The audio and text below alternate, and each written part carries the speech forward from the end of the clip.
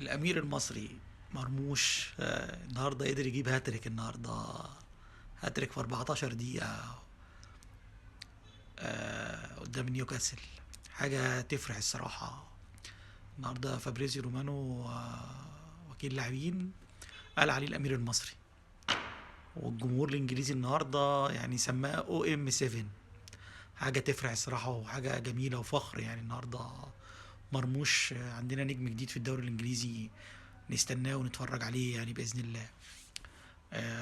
ربنا يكرمه، هو لسه صغير، لسه عنده 26 سنة، ويحقق نجاحات اكتر من كده بكتير. يعني ما كانش محظوظ في البدايات، لكن النهارده قدام فرقه تقيله نيوكاسل قدر ان هو يجيب هاتريك ويفرحنا الصراحه، ويستاهل. يعني لعيب مجتهد مرموش من بداياته حتى من دجله للدوري الالماني.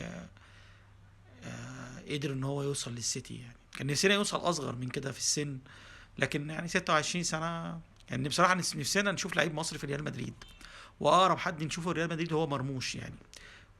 يعني نتمنى ان عقده الجاي يبقى في ريال مدريد باذن الله، ويحقق حاجه ويعمل حاجه للمنتخب ان شاء الله في كاس افريقيا وكاس العالم باذن الله.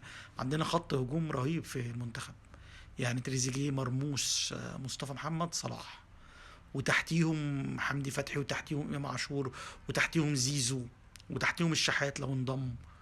آه بس ربنا يكرم حسام حسن. كان نفسنا كارلوس كروش هو اللي يقود المجموعه دي والله.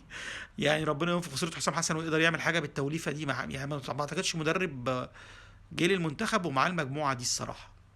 تاني مرموش النهارده هاتريك عالمي عالمي. ان شاء الله نستنى منه احسن في اللي جاي ان شاء الله.